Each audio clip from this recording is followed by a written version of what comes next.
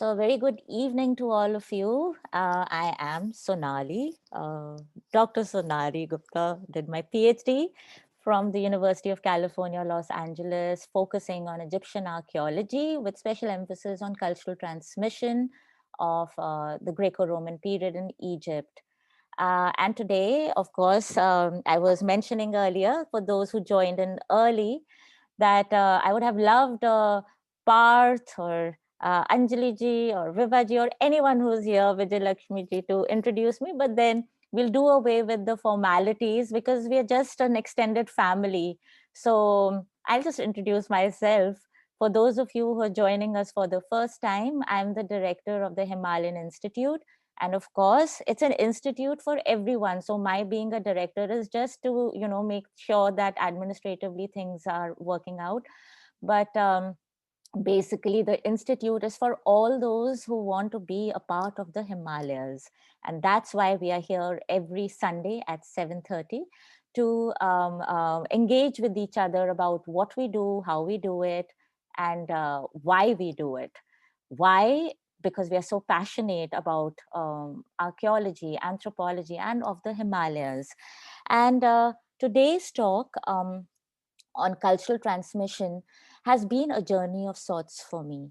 And why I have even chosen this topic is because of the way that I have been raised. Um, to give a brief background of my path here, uh, I started off wanting to be a doctor. My math was terrible, and in my school, math was compulsory. So I shied away from math and I said, you know what, I'd be a doctor of another kind. And another kind it was. I became a doctor of archaeology. So I chose history during my undergrad, and then I did my master's in history, and then I did law. I practiced law for 6 years because my father, he said, Sonali, you need a professional degree so that you feel that you have more ammunition when you actually want to be an archaeologist. And I did just that. And in hindsight, I feel that was very good advice because whatever path you take, it never gets subtracted from you. It always adds on to what you choose in life. And law has been very instrumental in making me come out of the shell and express things in a fearless manner. So, after 6 years practicing criminal law, especially narcotics, going to jail a lot, not for the reasons people go for, but basically to meet people who are trapped in there. So, I was a defense lawyer, and it was not to my liking. I was sincere towards it, but I was not passionate about law. And I had to come back to archaeology because that was what my first love was. And I was in the States, and I applied to just one university, and I poured my heart into what I wanted to do. And I got accepted in at UCLA at the Coatson Institute of Archaeology, and that's how my journey to Egyptian archaeology started. And many of you would ask why I chose Egypt. First of all, Egypt was very strategically placed. It gives me a point of view to delve into the Mediterranean and into the Indian Ocean region as well. And of course, when you think of archaeology, you always think of the pyramid somehow. You may be any archaeologist in the world, but there's something about Egypt that captures your spirit as it did mine. And I worked there and I focused on cultural transmission. Why cultural transmission? Growing up, my father was in the Indian Foreign Services. So it was a transferable job. So every 4 or 5 years, we used to be in a new country. For me, it was a constant adjustment, adapting to new learning, to new teaching, and rewiring my brain to a new system. So when from India I moved to the States and I got into that program, I realized that there was a difference. And I was in my 30s now, and I had to learn a new system, and it was very tough. Our brains are very wired, our synapses are kind of, uh, made out in a way that it's very difficult to rewire them after a certain point in time. Now, in America, in graduate school, they ask you to question everything you read critically. While in India, we have this attitude, and I think there are so many goods in that also, that you basically worship your guru. You do not question them because what they say is almost like the gospel truth. So to unlearn that given was a very difficult exercise for me. Here I was, a nobody in archaeology, and everyone is telling me you have to critically question everything that is taught to you. How do I question stalwarts in archaeology who have had 30 to 40 years of experience in what they do? So it was tough, but I did it slowly and steadily. And I thought, why not choose a topic for my PhD that encapsulates this entire learning and teaching? So I started off with choosing craft production with emphasis on pottery. I wanted to know the mechanisms of knowledge transfer from generation to generation and whether we can find it in the archaeological record. And what does it mean to find it in the archaeological record? Why am I doing this? So, my whole question was to find communities of practice so that I can learn about continuity and change. Because as archaeologists, we look at why things continue the way they do and why things change. What is the evidence? What is the context? Um, Pottery specialists, especially, they're also called ceramicists in archaeological digs. Their main function is to see chronology. What is the you do have methods like carbon 14 dating and all of that, but you need organic material to do that. So why pottery, it comes in those layers, so you can date those layers, so you can identify the pottery, the style, and how they usher in, how they usher out. What does it tell you about a particular age, whether it's a copper age culture, whether it's bronze age, whether it's iron age, what is the time range. But what beyond that? Functionality? What does finding pottery in a particular context mean? Was it a household? Was it a business? Was there being things traded? What were they eating? Residue analysis. But I wanted to get beyond those questions. And those questions were, what are those minute, subtle processes that allow for continuity or change? Why does a pottery type change? Why does it continue? What are the markers that are left by the processes of teaching how to make a pottery? Who carries off this tradition? So these were some of the questions that I wanted to explore. And of course, these were difficult questions because they're qualitative questions. How do you quantify it? So this was a journey that started this way. And now I'm going to share my PowerPoint after having given you a background. So here I go.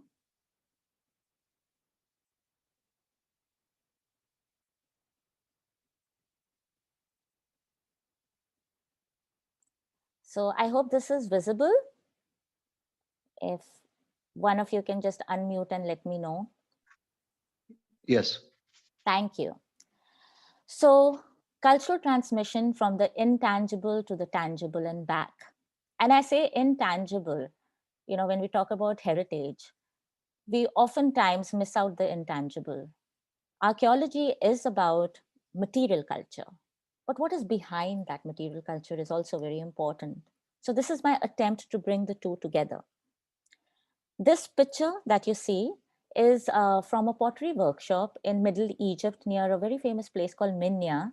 And those of you who go to Egypt, you should definitely visit this place because it's got the tombs of the noblemen in Beni Hassan. Um, so here I was staying in a village, and I came and I used to spend a lot of time in potters' villages. And here, this old man, he's standing with his son, smiling away. And the son wanted to join the army, not become a potter. And this made him very sad. And I was very sad as well, because this tradition would just wipe away just like that. He had just one son, and this tradition may not be followed. But then who are we to decide what the son wants? He's got his own kind of leanings, wants to be in the army, fight wars. But this picture basically tells so much more than what can be said. So my whole dissertation, my PhD, revolves around theories and methodology. Of course, that's very important in what we do. And we have to be very structured because in academics, you just can't be a scatterbrain. So, started with practice theory. Of those of you who've left Bordeaux, I was very influenced by his dense but very, very valid talk on practice, the theory of practice. What is it? He talks about structuralism, about the habitus, about how we get enculturated in a particular system that allows us to see the world as a group. So, not getting too much into it, those who are interested should definitely read Bordeaux. And then Chain operatoire, which is used by anthropologists for understanding technology of the chain of production technology. Now, the chain of operations, chain operatoire is a French word, uh, and it's very, very useful in kind of breaking apart how we look at a technology, how we look at, for example, pottery making. What are the various steps involved? Who are involved in those steps? Why is it done the way it is done? So it helps you to be within a structural framework that allows you to think. The questions are thrown at you. Ethnoarchaeology. Ethnoarchaeology is about looking at the present, trying to see the past. Ethnography is a part of it. Ethnoarchaeology also works as a platform which helps us hypothesize and test what we think. So, with a combination of all three, I started my research. Here you see three potters in the workshop in a place called Komoshim and Nazla, and another one in Sheikh Ali. So, there are three different workshops. All of them are making pots through the hammer and anvil method. Their gestures, their postures are very similar, but at the same time different. And I'll delve more into it as we proceed further.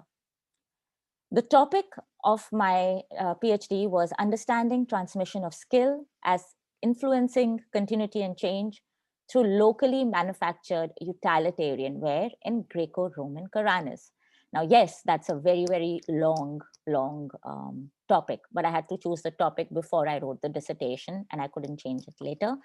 So, the title itself encapsulates everything that I want to say, that how does skill get transferred? How does it influence continuity or change? And what am I looking at? What kind of material object am I looking at? I'm looking at utilitarian wear, things that are used on an everyday basis. Why am I choosing utilitarian wear? I'm not choosing something like a Bon China cup or something valuable, because value has different meaning. You may be valuing things because you've got it from far off. Maybe it's exotic. Maybe it means something a lot to you. Maybe it's been passed on from your grandparents. So value also has very different connotations. Utilitarian wear is more using on a daily basis. You're not clinging on to it. It breaks. You buy a new one. You may feel sad, but it's the way you address it is not as how you would address something valuable. So, looking at the processes of learning, cultural transmission influences learning. The consumer also influences learning and teaching for that matter. So, the type of learning is basically the degree of freedom or restraint that you have. As teachers, you give your students the freedom to explore what they want to explore, or you tell them, these are the parameters you have to work with. If you don't work in those parameters, you're going to get a scolding. And many times I've seen kids being scolded in these pottery workshops with sticks. They're hit on the hands. In Western countries, People may get very upset by that, but that's the way they learn. It's about following the rules. So, with the kind of degree of freedom or restraint that a student gets, your work may reflect rigidity or flexibility.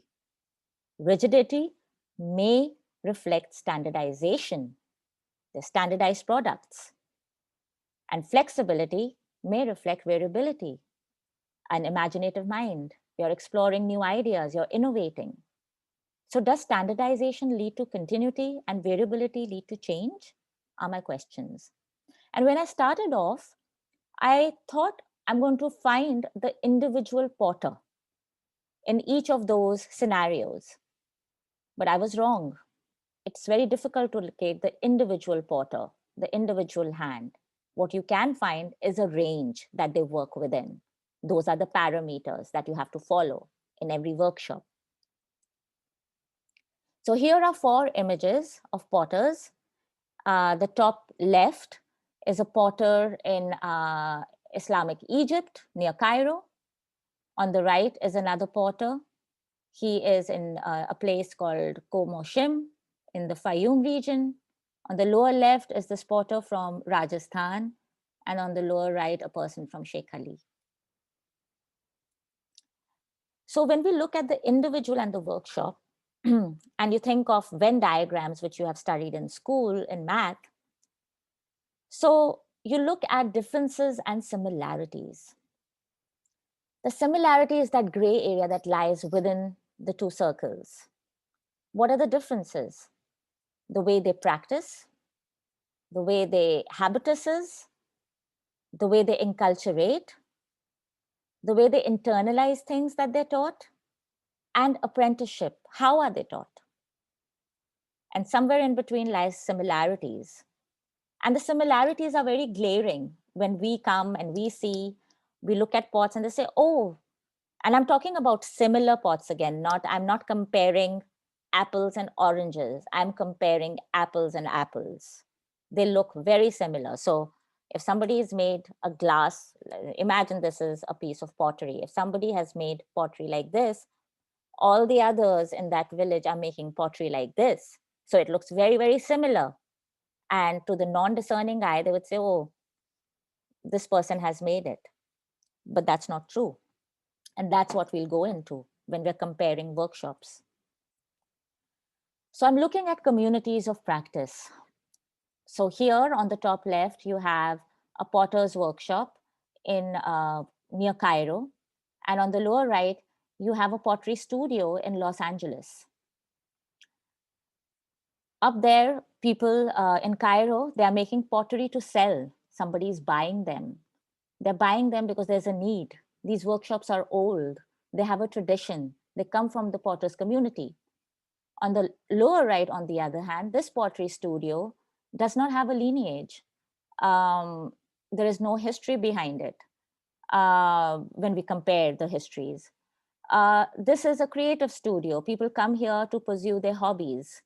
The end result is not selling, to a consumer for those purposes, but it's more like collecting, selling for maybe like a showcase or just buying it for a particular need, but not as pronounced as the selling capacity of these potters in Cairo.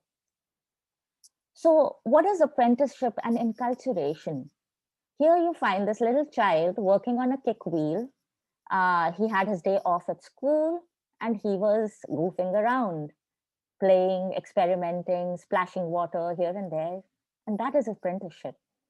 Uh, he will just by looking learn the process.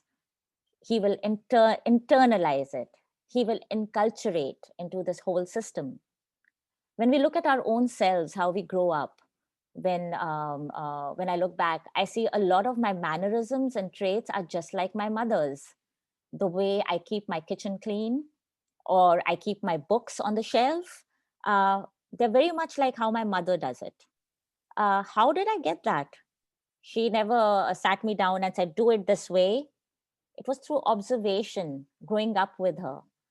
And similarly, this child growing up with his father or his mother, he would learn things like that. So, as archaeologists, our job is to get to the ideational, what lies beyond, what is not said, but can be seen through the material culture that we investigate. So, when we look at a chain operatoire sequence, we look at different steps: procurement, preparation, finished object, usage, reuse, and discard. What does procurement tell us? Where is the clay coming from? How is it prepared? What does the finished object looks like? What's the usage of this finished object? Is it finally thrown or is it reused in something else? For example, in Egypt, we find amphoras for the Mediterranean world. So amphoras were these large jars used for transporting olive oil, fish sauce, and wine. Later, they were reused as urinals. Who would have thought something that you pour wine out of will be used as a restroom kind of object? Sometimes we find parts of pillars in India are used as flower pots. I've seen that so many times. Um, the grain grinder is also sometimes used as a flower pot. So procurement can tell us a lot about where is it being procured from, why is it being procured, what are the ingredients in it that become essential for making something, how are you preparing it, how is it different from how somebody else would prepare it, who is involved in the preparation and the procurement, how is the finished object displayed, sold, and so on and so forth. So I believe that the chain operation sequence is very instrumental in finding similarities and differences within and between workshops. So there's a very philosophical writer in archaeology, Alison Wiley. And when I read her article, I kind of drew this thing that she talked about analogy. Like when we are trying to understand the past, we have to see it from the lens of the present. And of course, we are separated by time. So the analogs we use have to be very relevant. So if I'm comparing apples in the present, I have to compare them to apples in the past. I can't compare apples and oranges. That's what I mean by comparing relevant analogs. So when you look at source, you look at the contemporary record. The contemporary record is what you see today, made by present day people. You compare what you see today with the past. And what is the past? The past is also in the present in the form of static archaeological record. The processes behind it are, not seen, but the record itself is seen. So from that, you infer about the subject. So it's a process. And the stress on theory and method is very important because remember, as academics, we have to do everything in a very methodical way. It's a science. It's a social science, but it's a science, and that debate still goes on. So, my job was to discern communities of potters. How did I start off? Because the potters don't exist, they're long dead. All the potters that I have today are, maybe they have a very different lineage, they have a very different history from the potters that I want to study in the Greco Roman period. That's far, far back.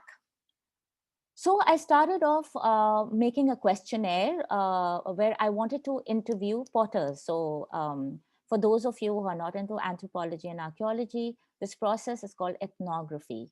And before you do an ethnography, you have to go through a board called the Internal Review Board, where you have to present your case, where you have to go through 4 hours of grueling tests, consent forms, translations from Arabic to English, everything. And they ask you to get consent forms signed from the potters. And that's very difficult because when you go to rural areas, even in India, and you tell somebody, somebody who's not literate, can you sign, give your thumbprint? They'll feel that they're giving your property away. So you can't really talk to them that way. So you have to take verbal consent. You have to make them know that they are not objects. They are a part of the community and you're working with them, not on them. So that's the difference. You have to break barriers. And as an anthropologist, it's very important that don't objectify those people for your research. For those of you who are young anthropologists, it's very important to remember that. Break the ice, be their friends. So, interviews of potters, where I wanted to know the role of apprenticeship, community of practice, their ability to identify the producer. So, oftentimes I would go to the potter and they would say, "Oh, I know whose work this is." So, I wanted to understand how do they know that? Or are they just saying it? And the role of the customer in what traditions continue and what change. So I made a very standard kind of questionnaire for every workshop, but when I asked them, they don't sound that way because it has to be a dialogue. I have to keep the conversation flowing. I examined almost 22 workshops over a period of many years. I would stay in these pottery workshops for prolonged periods of time to understand who they are all and what are they all about. This is, of course, the map of Egypt. You see the Red Sea on the right, the Mediterranean Sea in the north, and the Nile flows from the south to the north. And here we are, Fustat in near Cairo, Komashim near my site of Karanis, Nazla also in the Fayoum, Dar es Salaam, Balas, and Sheikh Ali. These were the workshops that I examined in Egypt. And these are the workshops that I examined in India. Now, why did I examine workshops in India? Is because I wanted to make a model on cultural transmission that is applicable to any other region. It's just not about Egypt. So, as academics, it's very important for us to see the larger picture where we engage in model building that can help other people as well, other material culture as well. So in India, I looked at potters in Amer, near the famous Amer fort in Jaipur. I looked at Chatrikera near Udaipur, and then other places, Chedamangalam, Tattapalli, and Kurumalur in South India in Kerala. Now, my method, I did not want to impose a method that I thought was right because then I bring in my own baggage in the process. So, my method was to be inferred from the interviews. And from the interviews, I realized that this is the approach that I need to take. What were the common threads in all that the potters said? What are the different things that the potters said? Putting it all together was a very difficult process because conversations, when you look at conversations and when you look at numbers, they're two different things. How do you make sense of that? So that is also a process. So I found that an ethnoarchaeological approach and its archaeological application are very important, and they have to complement each other so that one derives meaning from the other. So I looked at action analysis, activity, and space. So action analysis, what actions are the potters doing? What activity are they doing and how they are utilizing the space where they're doing it in? What gestures and postures are they using? So a little thing like, making the rim or spinning the wheel, what actions are they using? How have they learned that action? How is that action replicated within the workshop and in other workshops? Is it the same? Is it different? Transition diagrams of how they transition from one step to another and the variability of it all. What are the differences that we see? Now, if you look at all these approaches, they are very subtle. Sometimes you don't even realize that so many parts are involved in a process. Imagine our mother's cooking, our father's cooking. What a difference in their actions, right? And if you kind of break them apart, there's so many bits to the whole. How do you analyze that? So that also is a process. And then the archaeological application of it through visual means, through chemical analysis, and through metric analysis. Because end of the day, I have to see the material object. I have to analyze that as an archaeologist. But my insights are taken from present day potters. So I started with scan sampling. Now, scan sampling is often used by people who observe animals. Not that I'm demeaning the humankind, but nowadays the way we are functioning is no less than animals. But anyway, I did scan sampling on how the potters are utilizing their time in the workshop. So I did timed observation and action coding. I looked at intra and intergroup comparison of activities, their objects, and space use. Why did I do that? Because the space usage for activities of potters would tell me similarities within workshops and differences between workshops making the same kind of pot. Again, remember, it's one kind of pot that I am analyzing within an area that's making very similar pots. So, scan sampling of potters within workshops and between workshops. The aim is to show similarities and differences between individual potters who work in one particular workshop and in workshops that are around them, making the same pot. The total time spent in functional spaces for pottery manufacture, and also incorporating maybe the layout is very different, right? Why is it different? What does it tell us about the bits and parts that I'm going to see in the chain of operations? The reason is that similarities and differences tell us a lot about the role of enculturation and daily practice in a specific community of practice. How your household functions, how my household functions is going to be very different. There are going to be similarities too.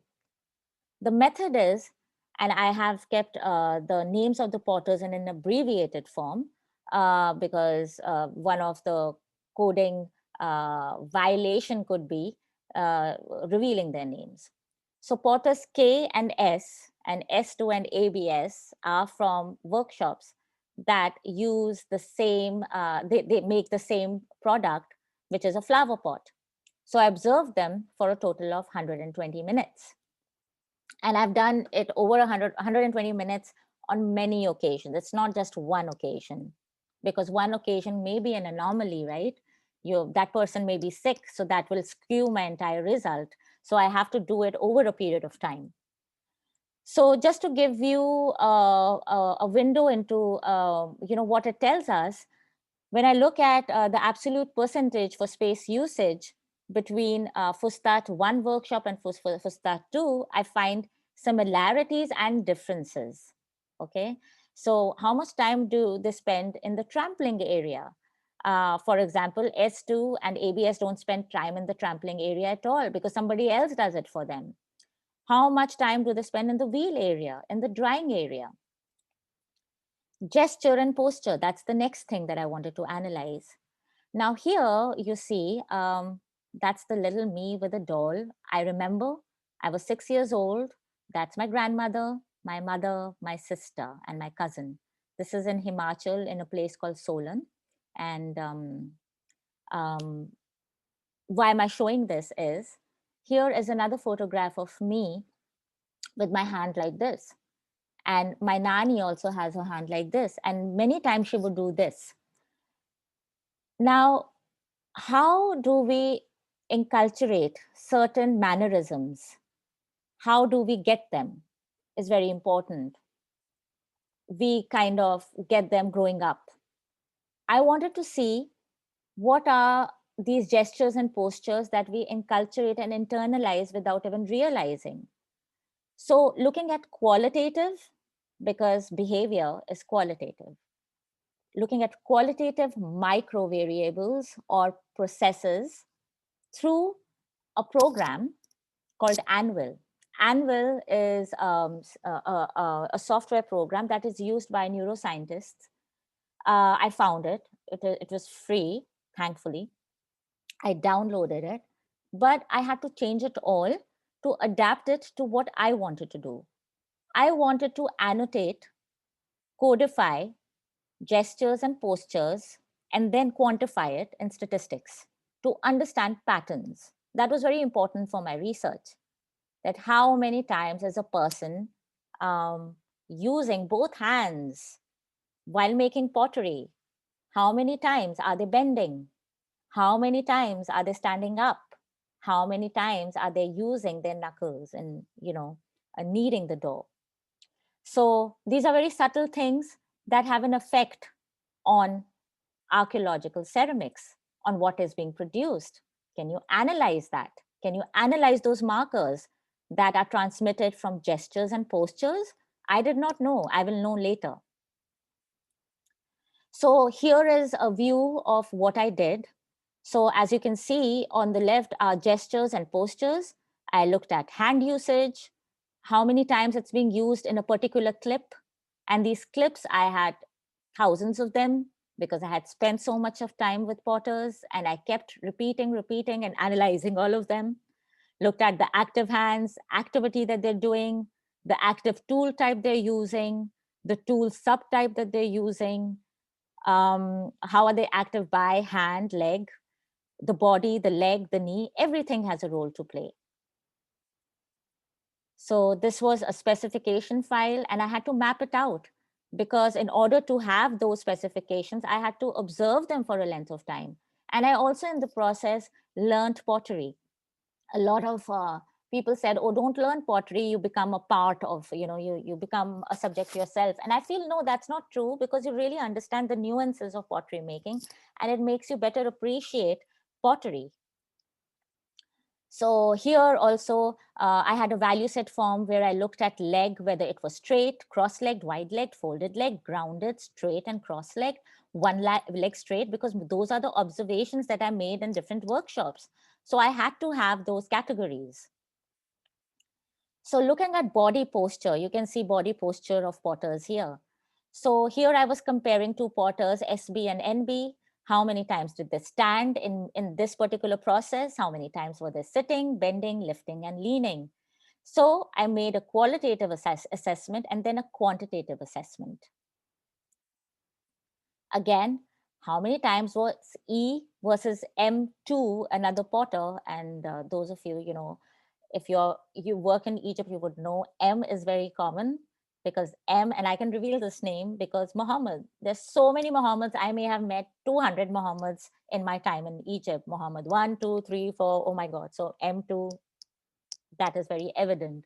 Anyway, so pounding the clay with rotation, adding temper, slapping the vessel, smoothing the vessel, adding temper, removing clay from rim, pinching the vessel, talking, listening. All of these are a part of pottery making. Transition diagrams was the other thing that I wanted to analyze.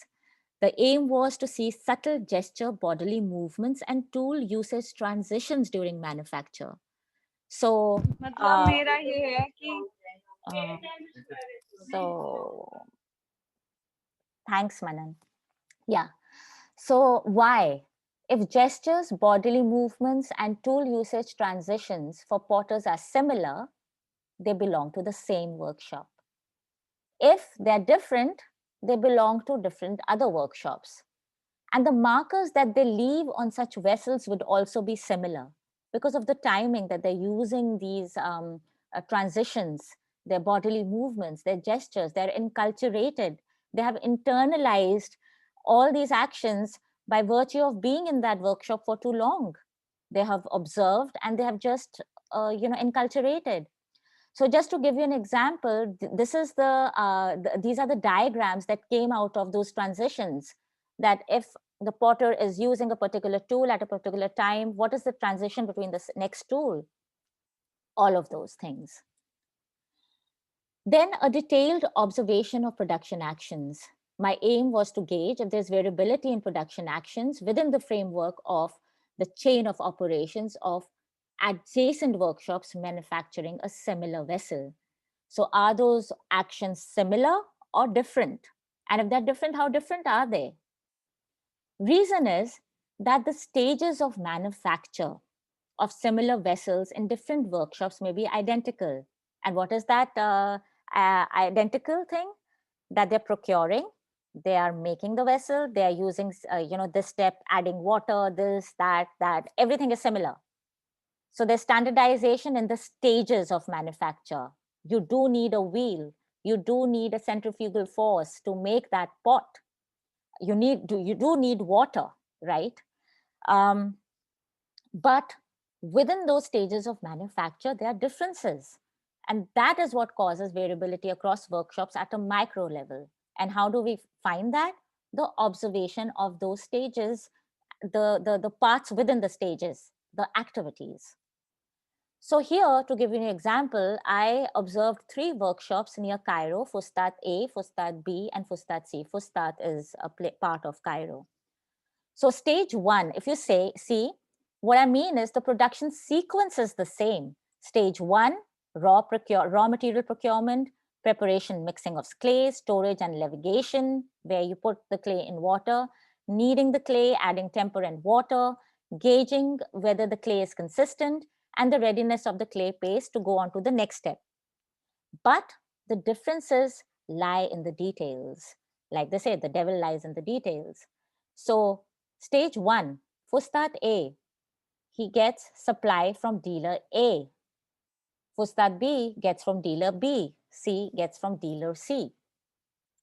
In stage 2, they mix equal amounts of Aswan clay to Nile silt, 2:2 ratio. In Fustat B, it's 2:1. In Fustat C, it's different. They use desert clay. In stage 3, for storage, they store in 3 days in water, the others 2 days, and some store in 5 days. So you see, without going into the details of other steps, you can already see the differences. Now, do they impact and leave markers on the pottery that is produced? And again, it's similar pottery. So, community of potters may be discerned, I realized, by analyzing time spent in production space, usage patterns, gestures and movements, transitional phases, and observation of production activities.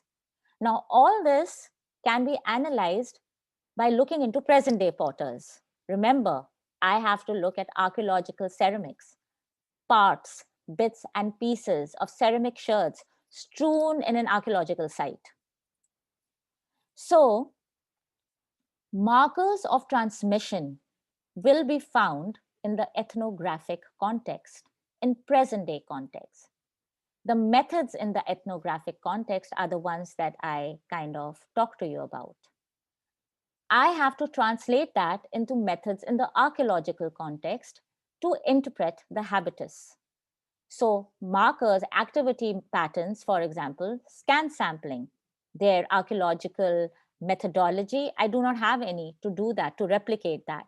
Similarly, for gestures and postures. Similarly, for transitional activities. So, all these three things, why did I do them? Because they give me insights that patterning could have a specific effect on practice. Gestures Excuse could me. point to communities of practice. Transitional activities could also point to communities of practice. But I cannot find them with potters who are already dead, long gone. But I've got the insights now that what do I have to look for? So I look at production activities such as mixing of clay, tempers, and recipes through observation. And can I replicate in the archaeological scenario? Yes. I can look at visual examination, petrographic analysis, where I look at thin sections of the pots, chemical tests, and trace element analysis. Okay, so looking at similar ratios of the types of temper to understand whether they belong to one workshop or the other. So, looking at India, I did some ethnoarchaeological experiments and in Egypt as well. And I'll tell you a little bit about those. And I know this is like very detailed, but I really want to share all of this with you because these minute details really have a lot of information and they're oftentimes overlooked by archaeologists. We do not get into those details. These are very subtle. So I did an experiment. I wanted to prove the difference in rim thickness of vessels made by potters from different workshops manufacturing similar vessels. And why was I looking at rim thickness? Because a lot of times when I used to talk to potters, they would say, oh, rim is very important. We get to know who has made a particular pot by looking at the rim. And again, I wanted to test that. So they would always use their hands as a measurement. And when people work in pottery studios today, they don't do that. They don't look at the hand for measuring. They sometimes use a scale. So the density plot showing rim thickness of vessels of two potters here shows that they have different means and similar spreads. So two potters have a very different target thickness for the rims. Okay, so this is, so a visual representation is very important into kind of understanding what's going on. Here again, there are two potters, vessels that appear similar. So when you look at their means and the coefficient of variation, which we use to understand standardization and the differences, so we realize that vessels that appear similar in form have a difference. Okay, so all these vessels that you see in this photograph, they look similar, but they are different. And, and the potters have a basis for stating that they can identify their vessels from others. And how do I know that? Because I was able to measure and see that indeed there's a difference. Now, here is this potter who's utterly confused when I explain this to him. He just asks me, "Why are you doing this?" And I just told him, because just like Edmund Hillary said to Mount Everest, it's there. So it's there. I have to do it. I have to understand what goes on in your heads. He doesn't care, but I do. So do you see that tray with ceramic sherds? So what I did was I picked these sherds up from different places. Okay, around the workshop. This is, I'm in Balas right now, and as you can see, the shape of the vessels, they're all very similar. The color looks different because one is in sunlight and one isn't. And of course, firing also creates a little difference. So I numbered these sherds, okay? And these were double blind tests. So my people who were assisting me didn't tell me where they picked it up from. They just noted where they did. So we had marked locations where they picked it up from as well. And I asked the potters to identify which member made which pot. Okay. So, and I'll tell you more about it when we go further. Uh, okay. Here, they were able to identify who made 1, 2, 3, 4, 5, 6. And I kept repeating these tests over and over again with different family members. And I'll tell you what happens. I did another experiment, which was to identify the producers of the vessels. Whether I could do that, I looked at the vessels themselves to see whether I can relate it back to the producer.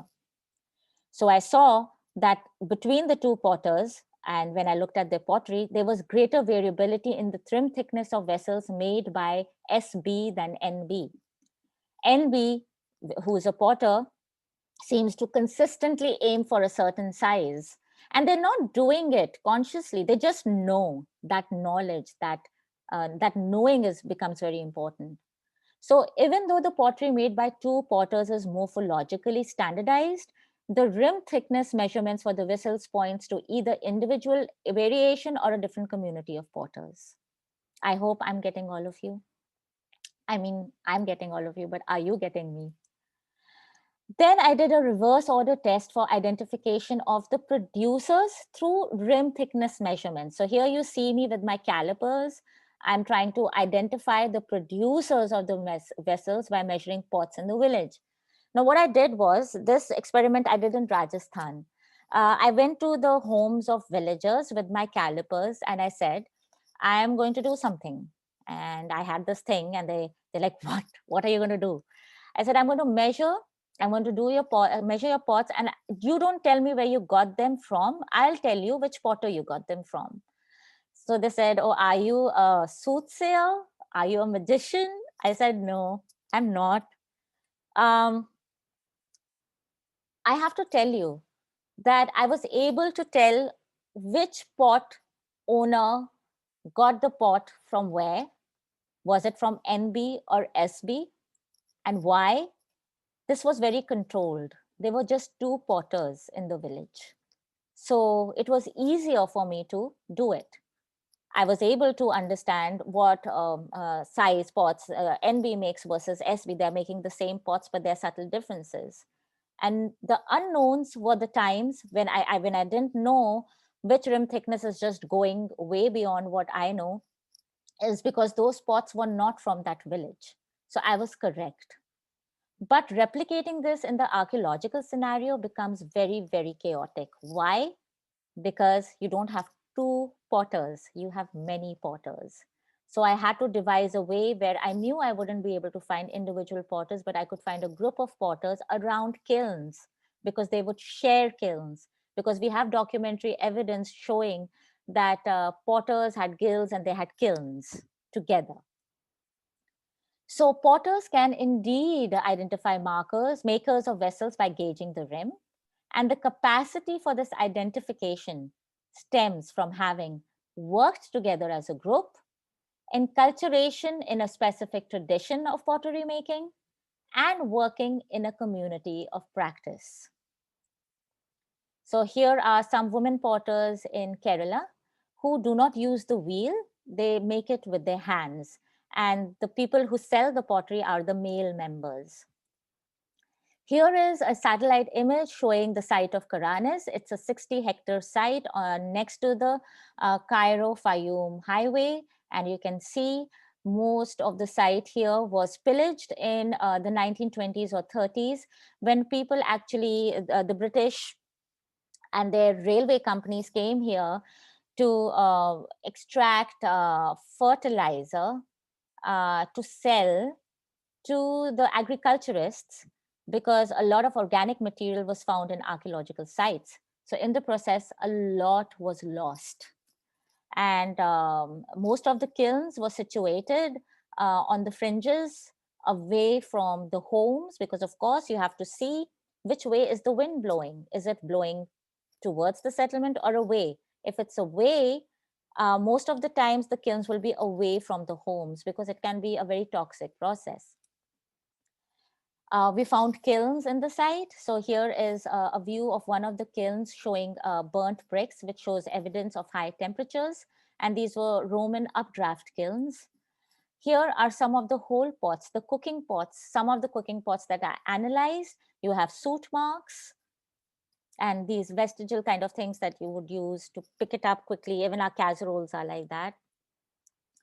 So I looked at rim thickness of, one of the rims from kilns 1 and C2. So here I'm doing a kernel density test. And I realized that you can indeed see differences between various kilns and the similar pots that are made, so as to see that all of the people are working within a range of measurements. And that range of measurements is the school of practice, where you're learning, you're teaching, the ingredients that you're using are specific to your own learning mechanism. It's about identity, us versus them. You may be making a similar pottery type, but it's about identity also. There are social affiliations. Who's buying those pots from? How is the customer affecting all of this? What are the subtle things that bring about those minor changes? And do those minor changes lead to the production of a new type? Because we see changes in typologies of pottery. Typology is very important in classification of pottery types. So metric variability in a specific ceramic type, okay, overall they cluster together and gradually it leads to a different type over a period of a long time. So I was able to find uh, the individual potter who worked within the pottery workshop. Okay, I may not be able to say that I found the individual potter, but I did find that the potters as a group who worked in a pottery workshop, who worked in Karanis as a community of practice making similar pots. And I learned about continuity, the impact it had on continuity and change, the transmission of all these things that I found. And those of you who are interested in going into detail about the finding of my research, you can see my dissertation on ProQuest and go through it. And this has been my journey. It has been tough. Pots have been heavy. I have been drinking a lot of tea from clay cups, and I really feel that Indian Railways should do away with plastic and get those coolers, that they call. And all these potters, wherever they are still family to me. Sometimes they will give false bells, on my false, and they'll tell me to give them a call, and I'll call them back, wish them happy birthday. Many of them are on Facebook, and it's been such a wonderful journey.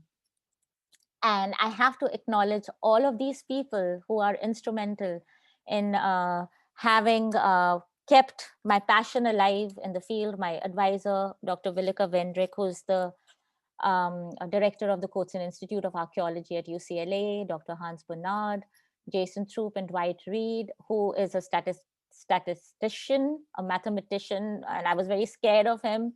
But statistics is very important in quantifying qualitative behavior. That's what I learned. And those of you who are in archaeology, I would definitely recommend anthropological approaches in understanding the past, because what meaning does the present have without knowing the past, and what meaning does the past have without knowing the present? And of course, Dr. Roberta Tomber, Ashraf, Sobi, Mazhar, Angela, who's with us, and Rafa, my pottery assistant, potters in Egypt, the British Museum, British Academy. I made a film on pottery in South India. You can see that on the YouTube channel. And of course, all those who funded me through the years. And I'll stop sharing. Thank you for being with me in this whole talk. I know some of you may have found it very dense, but that's the way we are. And that's it. So if you have any questions, Manan, if I don't mind you taking the questions, so I can take a break and listen and ruminate over the questions and answer. I'll be very grateful.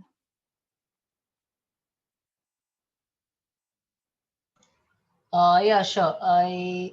There is one question from, I think, Nandini ma'am, I guess. Okay. So ma'am, I'm unmuting you. Please proceed with your question. Ma'am, if you could unmute yourself. Can you hear me? Yes, ma'am, I can. Yeah. So it's a fascinating presentation, Sonali. I am not an expert. I don't know actually anything at all about this discipline. Mm-hmm. So it is fascinating for me. And the methodology is subtle, nuanced, and insightful to trace the cultural links between past and the present. I have a question in a way, or in a question in the form of an observation. Mm-hmm. Potters are professionals, are Mm-hmm. marginalized. Mm-hmm. Do you think so? I have seen in Bengal like two places. One is called Ghurni. That was a globally famous, potter village of the potters. It's in Krishnanagar, and they became famous maybe since 16th century or maybe earlier. Um, Now the government has to declare it as a heritage site because they have no market, and they are kind of undertaking special efforts to protect the community, including marketing their products. Same is true about Kumartuli. It's in Kolkata. That's in old Kolkata, not Kolkata. Kumartuli is globally famous for creating the images like Durga, Lakshmi, Ganesh, and other idols. They used to make toys for the children and the decorative pieces.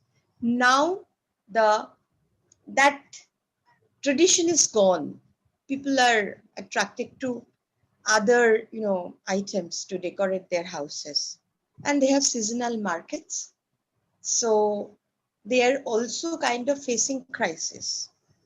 So if you have to say anything about it, and I feel yours is an inspiring presentation for this professional community.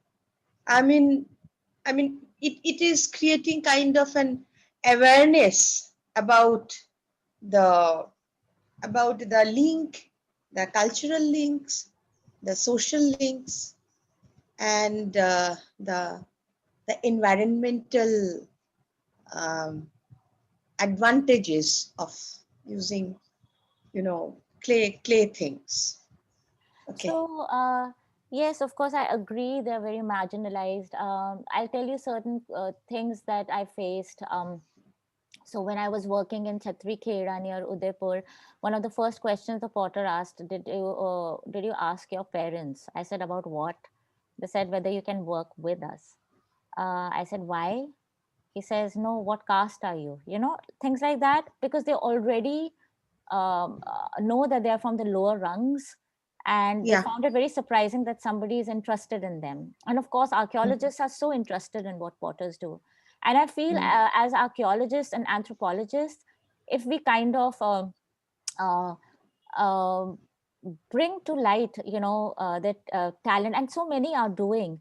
I think it's very important to bring these, like what I was talking about, the cooler, that why don't people drink tea in clay pots again? mm, That mm, will, and I think people have been trying to do that. It will revive their industry. We need to do it, go, to cottage industries, mm, and it's happening world over. These traditions are going to die, and of course they're being revived by people who are opening pottery studios. Like at the institute itself, I have a little pottery studio. In my first workshop this year, I taught the students classification, and I taught them how to make pottery, and they loved that. Like Parth and I were very happy that we included that in our um, um, teaching, because pottery has to be taught to an archaeologist to appreciate the nuances of pottery. The government has to help them, and the government is helping. You get pottery wheels in India from the khadi industries at a very reasonable price. We just have to make them more aware, have more awareness. We need to talk about it more. Communities are always marginalized, the arts and the crafts are always marginalized. Technology is, we put it at a very high pedestal. But this was also a part of technology, which kind of is more archaic. So I think it has to be a concerted effort in bringing to light their plight and how we can help them. Uh, in our own little way, we can contribute. I got pots from the potters in Egypt and in India, and if anyone comes to my place, I cook dinner in them. They are very sturdy, they're very strong, and the aroma of the food is excellent. So that's what I'd like to say, and I hope I mm. answered your question. Yeah, sure. Yeah, I mean, there was not much question. yeah, observation. Yes. Observation. I think that we have a next question from Parth. So Parth, if you could unmute yourself and ask the question. Yeah, thank you, Manan. Hi, Sonali. How are you? Good. Enjoyed the talk. Very nice. I've heard of this before, but first time I heard a proper talk. So I Mhm, had three questions, one mhm. very minor question and two more detailed questions. So one was, how many potters, different potters were there in the area that you studied?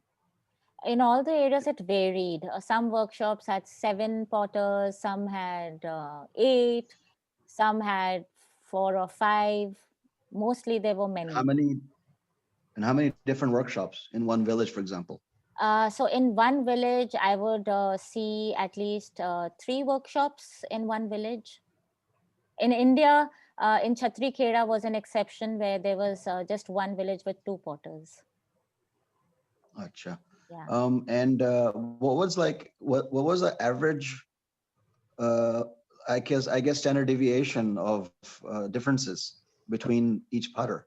Like, did you get some kind of pattern I between got workshops? a pattern between the range of differences. So Uh-huh. they clearly fell in different groups. So, so like I said, I needed a chronological control in the site, because there would be a lot of grays, because they would fall into each other's ranges, right? So I had to keep chronological control and also spatial control in terms of the kilns that I saw. So it became quite challenging in the archaeological sense to find, because when I started off my work, I thought, and I said that I thought I would find the individual potter, but that was not possible. I could find groups. They were Because they're overlapping. yeah, because they were overlapping. But because of chronological control and spatial control, I was able to find the groups, and the ranges fell clearly in those groups. And did you notice a pattern where there was more variation in certain shapes of pots than other shapes of pots? I looked at only 3 shapes, and they were similar. So I looked at similarities and differences all across those typical ones. And through the, if you just looked at them, they wouldn't look different, because we found whole pieces also, during excavations. So they looked similar, but Okay, they were different. thank you. Yeah. Thanks. We have next question from SB Ota. So if you could unmute yourself and ask the question. Yeah. Hi, Sonali. Hello, sir. Uh, Very nice to have you here. yeah. Just I wanted to know something of the continuity and change when we look into whether it's a stone tool or pottery making. Now, when you classify it into flexibility, one is through training, where you will see the continuity Mm-hmm. through training, Mm-hmm. and the flexibility is usually noticed Mm-hmm. when there is some sort of individual creativity gets into that. So you Yes. see the difference. Yeah. Yes. Yes. Now, there is another element I feel which gets into that for the change is the contact. Because this is an art, Mm-hmm. but whether let it be stone tool or pottery making, Mm-hmm. it is an art by Right. itself. Right. Now, there is a lot of interaction between the potters, and they try to copy from one individual to the other. You Mm-hmm. may not find in archaeological context in a very high frequency, Mm-hmm. but this contact also bring a change. Mm-hmm. And in archaeological context, that really can be identified. That sort of a change can be isolated. Do you feel that? Yeah. So, and copying error, because a lot has been written Not about. error. No. I'm taking, there are different styles, not only the surface styles, Mm-hmm. many things, because it's not the shape, Mm-hmm. not the design, Mm-hmm. and even the hand movement. Something, if I found that, oh, that person is beautifully making it thin, how is making? Then I try to learn. I may not be able to copy that as exactly, but I will try to improve. That's another process of learning, through contact. Yes, yes, that's very true. But also, when we look at these potters who are working in these little villages and catering to the villages, so that's Right. why I specifically looked at not fine wear.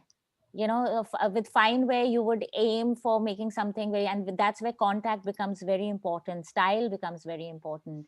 Here, I'm looking at about 100 years of just the typical late Roman cooking pot with a typical rim, which is not changed at all. The shape of the rim, it's called a double lipped Now, rim. when you get into these present day communities that you have studied, they must be learning. It's not that a community is completely isolated. In a Yes, yes, village, yes, there yes, are, yes. whether they, yeah, But the that's sort of thing. but most Can of it the be pots, traced? yes, sir, totally. Contact is very important. Even the way they're making their flower pots, and there is a there's a heater they call the defier. They're actually Right. making it to export it to the Netherlands. So that's the kind of contact they have with the outside Right. world. But they're also carrying out those traditional pottery types that have not changed. You see those types in the Islamic period, even earlier, the ones that are made with the hammer and the anvil method. And that's why I was looking a lot into the ones that are making by hand, because they have a very long tradition of doing it with the paddle and anvil. And as you know, in Africa, the hammer and the anvil methods are very Right. archaic, the very old methods of pottery making. Can I ask a small, very foolish question? Oh, You please, know, no question is no, foolish, but, sir. because I have excavated a number of sites, and you have seen in archaeological context, when you get these small portions, not the rim portion or the base portion, Yeah. when you get the body portion, if you take a statistics, Hmm. it will have Hmm. if you see the way it breaks, it maximum frequency, I can tell you more than 70 to 75% frequency is 4 or 5 sides. Yes. And that's the reason Why? I don't look at, I'm a small basic question. yeah. Why this happens? Why this happens? Because the What is surface the physics area, behind it? because the surface area of the body of the pot is more, and that's why it breaks more, and the rim is thicker most of the time. So and the base is, so when I'm making a pot, the surface area kind of spreads out, and it's more kind of delicate, because that's the part which is more exposed, and the rim is very dense, and so is the base. So those parts, they are more stable. Now, what I'm saying, the body portion Hmm. that becomes small pieces 10, 20, 30, 40 Mhm. of one pot. You just break it Mhm. and try to see, Mhm. forget about the bottom portion and the rim portion, which is thick. The body is almost same, almost similar thickness. When Mhm. it breaks, Mhm. you just count out of 100 pieces of a pot, you will find 70 or 75 Mhm. pieces, just break it blindly. You'll find they'll have the breakage corners will have four, almost 70% is of four sides. The cut sides will be four. Mhm. Why? And in the similar fashion, you'll find if you go to any of the lakes, it's a dried pond.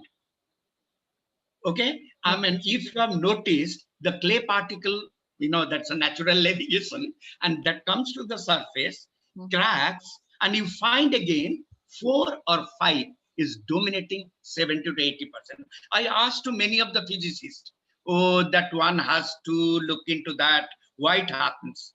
I'm unable to get this answer. You just count it, probably you will get this, but I do not know the answer. Yeah, maybe we need to analyze that, sir. That's a good Okay. observation, because that is true that you find a lot of body shirts compared to the rim Right. and the base.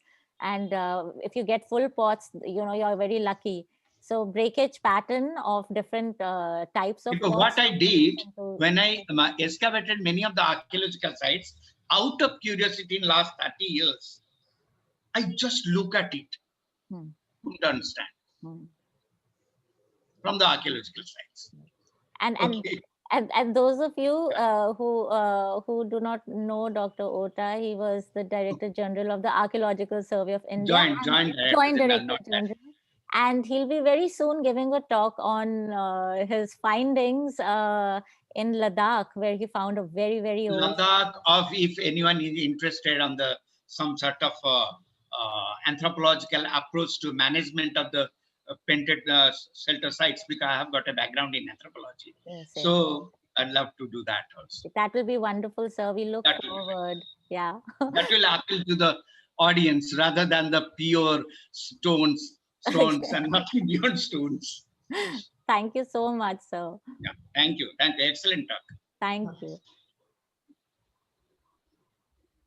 Before I take the next question, Sonali, I would like to ask you one thing in continuation with what Dr. Ota was mentioning about the breakage patterns of various pots. Mm. Would the different kind of heating of these pots in different communities affect the way the pots behave, or these would affect the integrity of the pots? Yes, it would. When I'm looking at cooking pots, they have a high thermal resistance. So when you look at cooking pots, that's the way they're made. But they also break, and you have to keep buying cooking pots. Like the cooking pot that I have, it's been with me since 2012, and it hasn't broken. So Yes, when you're comparing these workshops, but again, I'm comparing similar types, you know. So when I'm looking at Balas, I'm just looking at all the pots that are made there, and they are the water containers. So they are not cooking pots. When I'm comparing the pots in Fustat, they're all making the same type. They are cooking pots.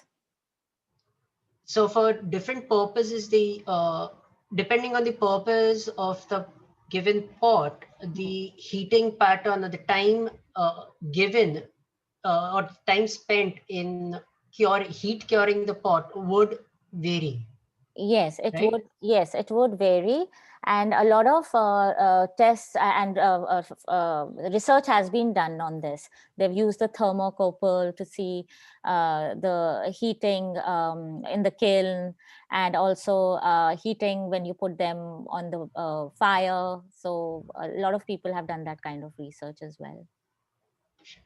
Thanks. Yeah. Uh, we have a next question from Mr. Gopal Negi. So if you could unmute your mic and ask the question. Gopal. Hello नमस्ते जी आप मुझे सुन पा रहे हैं Hanji. अच्छा मैं I think I should not call it a question because it is an interaction. Hmm. So I find a great connect with you and your thoughts, and indirectly I think I am also interested in anthropology, though I'm not a professional. Mm-hmm. I've been uh, normally I used to practice, or I am intended to practice sustainability. Mm-hmm. With that thought, pottery was one of my very favorite subject. Mm-hmm. To learn pottery, going to Auroville, going to even I have gone to Andretta. Oh, in Kangra. Yeah. Yeah, Rishabh, Andretta pottery. You know it, Andretta. I've heard of it, and I knew that there was no pottery studio in Kulu, so I started one in January. So those of you who want to learn pottery and wood-fired, Oh, great. So I think yeah, that will be a great opportunity for yeah. me. Hmm. Because I have gone to Andretta and met Rishabh. So he is also doing a very good thing in pottery. Mhm. And then I think the problem today in pottery is it is not the lifestyle which we have designed Mhm. is not encouraging the use of pottery, the pot, Yes, the yes, pots, yes. because we have that cooking stoves. They will not Mhm. support No, very they high flame. do. Like I said, I used my cooking pot. I've been using it since 2012, and I have like 4, 5, and I use it on my cooking stove, and they're doing well. They Is just it? have to be fired well, Yeah. not the Okay. kachi Okay. firing. You know, they have to be Right. Right. fired and bisque fired. Once they're bisque Okay. fired, then they don't break, and you should try it. I can even show it. You know, it's in my kitchen, and it's Okay. such a beautiful pot. I make like curries in it, you know. Right. Yeah. No, So, I purchased so many pots, but I could succeed only with one pot, which mhm, did not crack. The rest of the pots they all cracked. they all crack. Then we should make new ones for you. Pardon? We should make new ones for you. Okay. Yeah.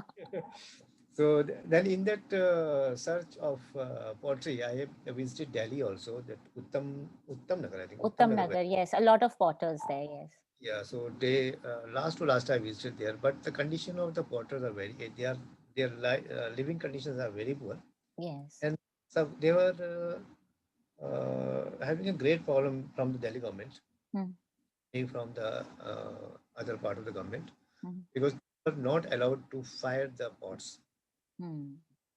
Yeah, And because of the chemicals, the glazes, and it can be a very toxic thing. Because again, you know, when I said if you're in a settlement, if you're in an urban environment, it's very mm, difficult. So that's why you have electric kilns these days, and mm, so we just have to support them. That's all. yeah. That is what I was interested in. Like like can we have a platform or a message to the government or to the public, Mhm. because the companies are there to Mhm. pollution-free methods, Mhm. but they are so poor, or they are so unaware Mhm. that they are forced to use either it's a sawdust Hmm. or some other means to fire their pottery Right. pots. Right. Yeah. Yeah. And mm, and like I thank you that you told me about the pottery wheels offered by Khadi Gramodyog. Yes. Yes. And they're very reasonable.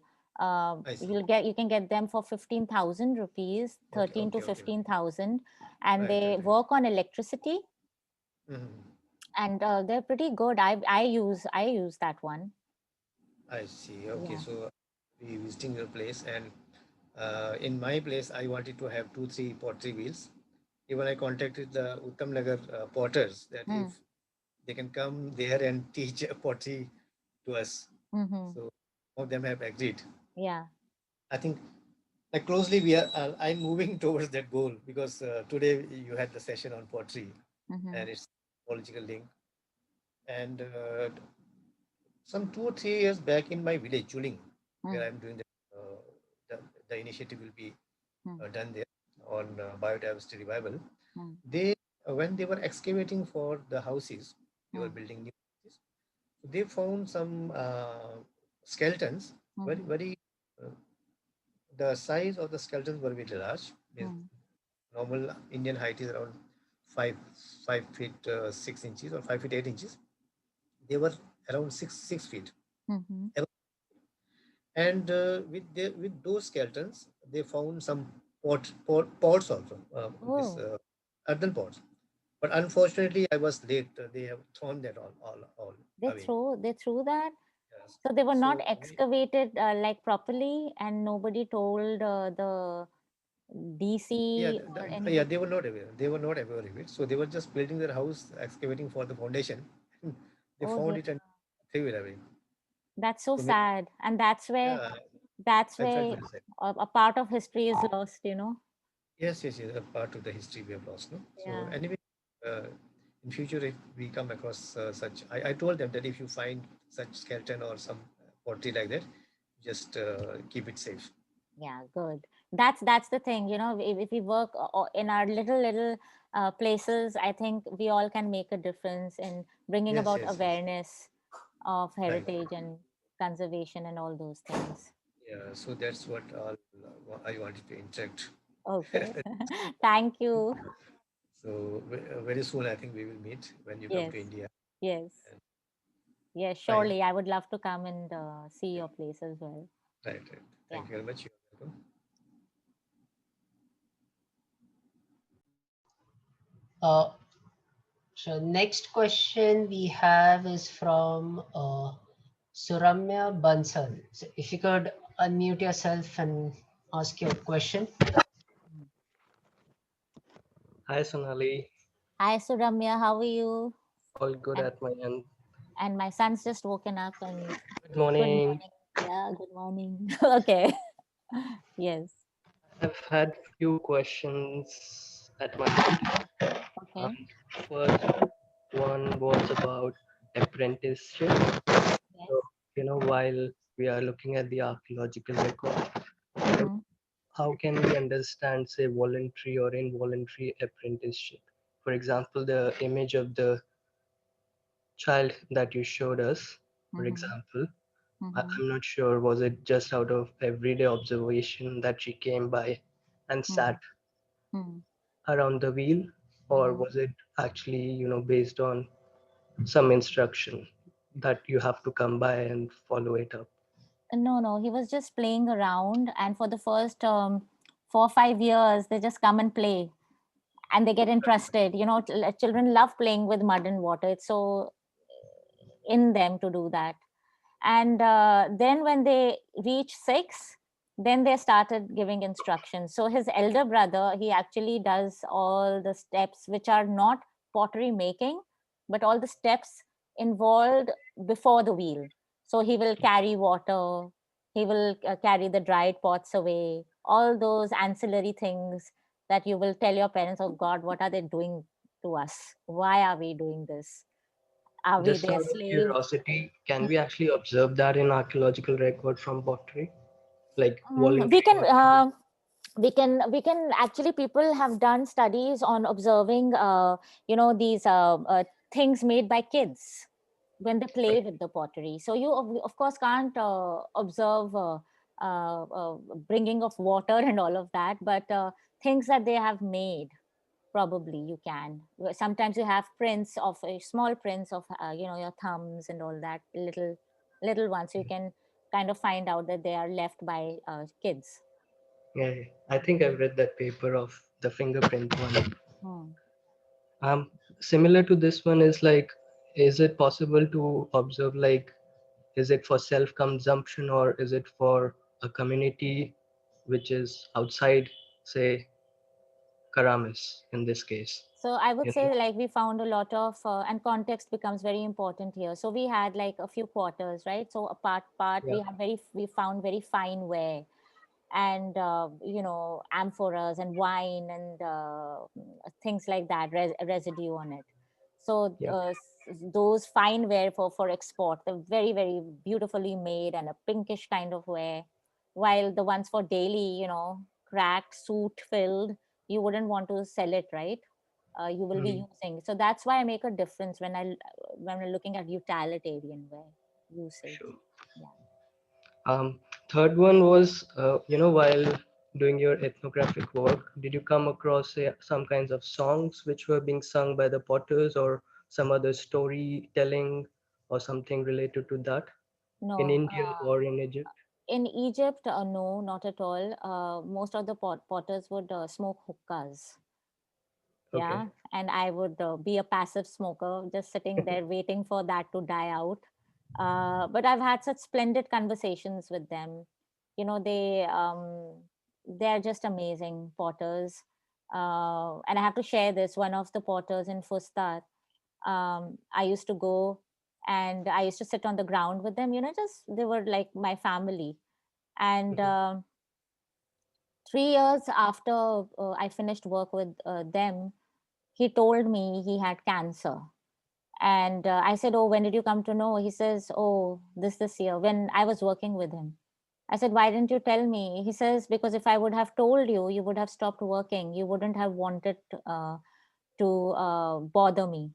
He said, "I know you. You would have done that. And I didn't want you to stop." So my heart goes out to, potters. They are such beautiful people. Um, and I've also encountered people who wanted money. Some potters, it's their state that money becomes important. But the potters of Egypt and the potters of India, they're just so rooted and such people of the earth, truly of the earth, that Absolutely. each one of us should spend time with them, know their story. And that's a story Sure. for us to tell, you know? Yeah. Absolutely. I think I can, resonate with this one because during my postgrad fieldwork, Mm-hmm. I did end up being in Udaipur for my project. Mm-hmm. I'm sure it's not Chhatri Kheda where I was looking at, but within the pole or the old part of the city. And I did collect a lot of stories among the potters Mm-hmm. from Prajapati Kumhar Yeah, community. Prajapati, the lord of the people. Yeah, And yeah, one absolutely. story I would like to tell you, and that's where I think I've mentioned it previously when we have had talks. Some of the potters would say, "Oh, we don't get this raw material from there because the Rakshas would get upset." But that's a way of conserving the raw material. They concoct stories and their legends and they have their god and everything. So it's really Yeah, nice. there were so many stories of, how ritual-based procuring of raw material is also present, Hmm. and also about discarding of the same material after usage. So Exactly. based on festivities or on ritual-based Hmm. consumption. Yeah. So And yeah, there's also, endless stories and about that. also in ancient Egypt, we have a god called Khnum, who kind of makes people out of pottery. He makes out of mud. He shapes them. But Yeah, in the popular culture today, because uh, so much has passed from ancient Egypt onwards. You had the Greeks, you had the Persians, you had the Greeks, you had the Romans, and the today present day Egyptians. So you can't relate to those gods, you know, who Mhm. were in ancient Egypt. But many are aware that a god like that existed.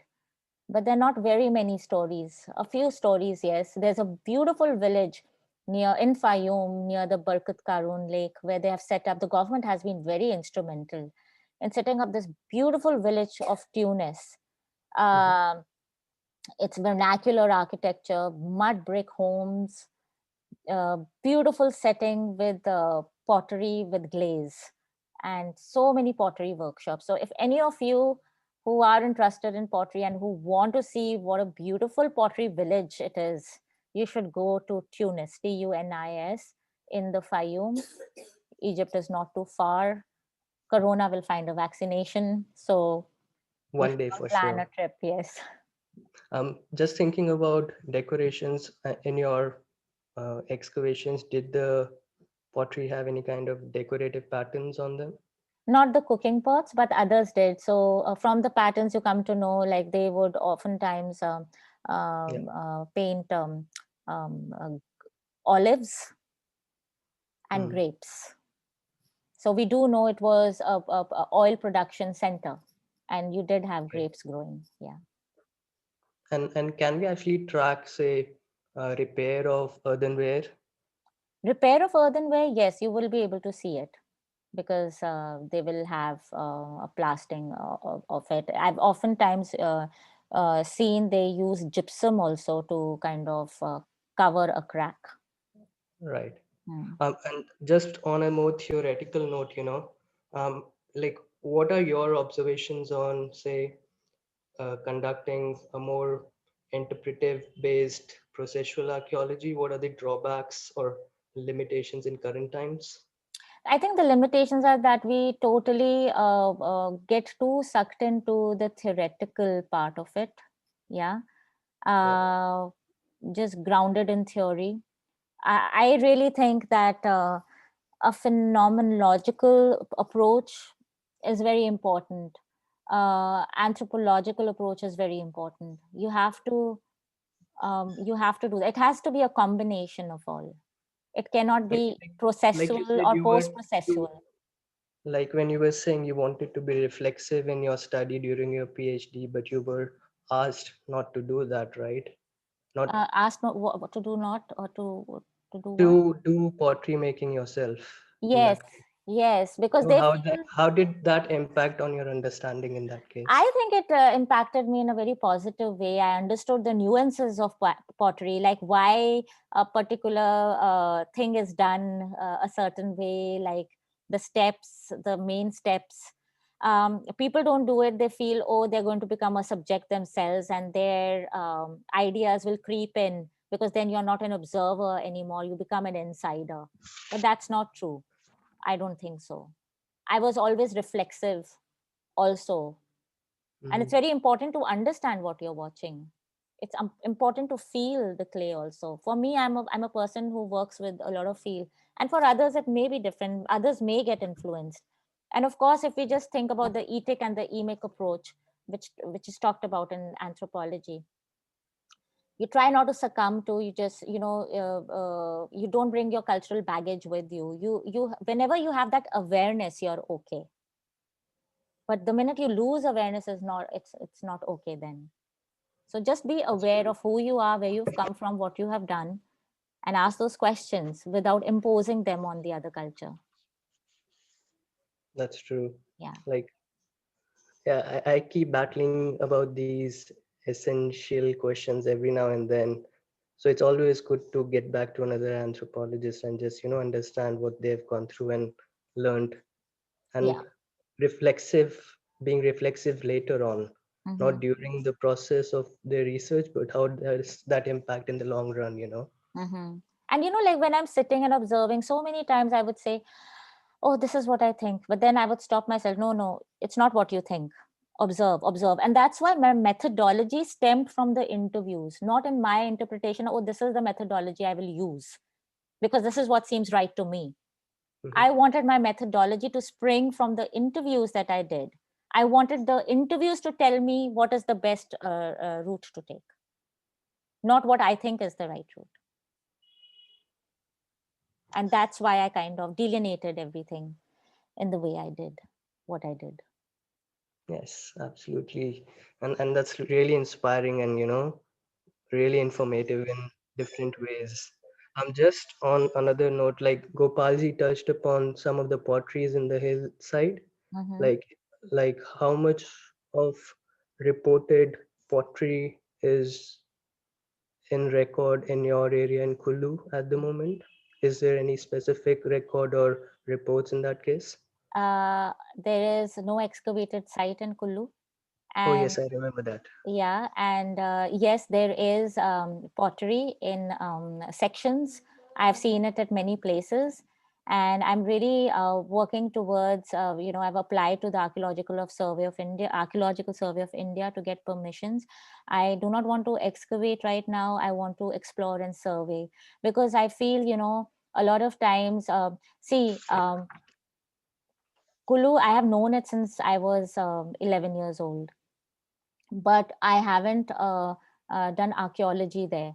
And for all those people who come to new places, it's very important to first sensitize yourself to the culture and the landscape and everything before you actually uh, take your trowel and dig. And of course, you need permissions for that, but you have to do the groundwork. The groundwork involves understanding the historical narrative, doing your own bit of work, making yourself understand what is this region all about, what are the narratives that float around, talk to the people, understand their culture before you formulate your project, and you decide to excavate. So I want to hold that off. I want to do my groundwork. So I'm exploring and surveying the area, and I learn such new things every day. So excavation is not the end all. It has to happen, but before that, I really feel that those who are new in the field, they should take their time to understand the landscape and the culture before just going down. Because when you dig, you'll a lot will be revealed, and you may not understand it if you do not know what that place is all about. Yeah. So Ramya, I've answered your question. Yes, and left more food for thought. Okay. Well, I was just looking for a quotation here at my end, and I think I've just found it. And Mhm, it's kind of simply, puts the pottery making into like 4 lines in Hindi, mhm, and which actually my mother mhm, had, you know, shared with me when I was doing this field work mhm, way back in 5 years ago. mhm. Or, it was like Kshitij Jal Pavak Gagan Samira Panch Tat Mili Bani Sarira. You know, Mm. so in Five that five 5 elements, Yeah. and that kind of summarizes how the whole process of pottery making is in itself, the Yes. body making of, or the, or kind of the underlying philosophy in that case. And for me, the pot embodies, when you say the Garbh Griha of a temple, Yeah, what it stands for, Indian culture, and I bring in everybody in the Indian culture, not just Hindus or anybody, everybody into it. The yeah, Garbh Griha, the purest of all places, that yeah. whole thing has been, focused on the pot, the shape of the pot. That Hmm. is what Dr. Ota said, broken into 1,000 pieces. But what it embodies is so important. It's a vessel, you know, that that basic thing that humans needed to live a life, to go from one place to another, to start also living a sedentary life in order to store something. The pot Yeah. becomes a representation of all that humans wanted to achieve, to be at one place, and we are at one place, and we've made it possible, but at what cost? So those are Yeah. the questions that why have the potters gone to that level, that we don't value them anymore, when they have been so instrumental in bringing about technology. So we do need to address that, and in our own way make sure that they're not forgotten, that their tradition lives on, and that is our job, that we should try to make that happen in our own little way. And like, yes, we all need to do our own bits for, making sure that we take it forward, and not because someone is pressurizing us or, making us do it, but actually by understanding the essence of why is it really necessary. And Yes. I think like this quotation which my mother shared has left me that impact, on Mhm. understanding it more from these philosophies, why it is important, and not just because something which stems out of research, Exactly. because it's part of everyday life at the end of the day. Exactly. Yeah. So yeah, I'm looking forward to more conversations with you and everybody else at this platform as well. So yeah, Thank thank you. you. Thank you, Suramya. Mm. So I know Vibha has her hand raised. Manan, are you still there? Sorry, yeah, and I had to unmute myself. Okay. Yeah, so yeah, Vibha ma'am has a question. If you could unmute yourself and ask your question, ma'am. Hmm. Uh, Sonali, that was a lovely talk. I Thank learned so much. You've been telling us about, the potters and the differences and how you can find out. And today we managed to actually hear in detail. So it was yeah. fascinating. Thank, And yeah, wanted to also tell you that do look up Marcel Mauss. Marcel Mauss talks about the yes, techniques of the yes. body. Huh? Yes, yes. I have Yeah. quoted him many times in my dissertation. Yeah, it's very Yeah. interesting how you learn. And also, there's an anthropologist called Trevor Barchand, Mm-hmm. who worked on the minaret workers, the mud buildings in Mali. Mm-hmm. Yeah, So yeah, he yeah. wrote a lovely book, and he also uses this, how the knowledge transmission takes place. From how do you become from a novice, you become an apprentice to then at Mm-hmm. some point in life you become a master as well. Right. So that's what I was thinking when you were talking about pottery and learning Yes. also. Yes. Yeah, no, so it was really beautiful to also see everything. I don't want to summarize your talk right now, but I've just put it also in the chat, if anyone else wants to know about it, and also the division between manual labor and intellectual work. Yeah. So, Yeah. but And one thing, yeah. yeah, Go yeah, ahead. Go ahead. now, and then you can answer, So, I was also there are two separate observations. One is I want to ask you because you learned pottery also. So also, this kind of division of craft between. But I know that in pottery, you showed that there were also women who were making pottery, women who were kneading with their, feet. I Mm-hmm. mean, you were there, but there were other women too also who Yeah. were. Yeah. And so there's a kind of division of labor. I mean, if you come to Durkheim, division of labor, and uh, and what is I mean, how do potters relate to a woman coming from outside? This is an anthropological thing, uh, especially in a community where the women may not be making the pottery itself, but they might be doing the ancillary work, as you say.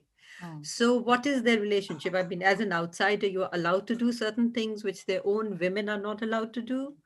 So, Yes. what is the relationship there? I mean, I mean, this is kind of a wider So thinking. this brings you to the whole idea of being there but being unseen. That's what we are taught, right? When we go into the field. No, no, Yeah. no, no, not really. But this is something that I've sort of noticed that when we go as male, female ethnographers or anthropologists, that how we also cross the community boundaries. Right. The boundaries the community have for their own people, but Mm-hmm. we go across them as outsiders.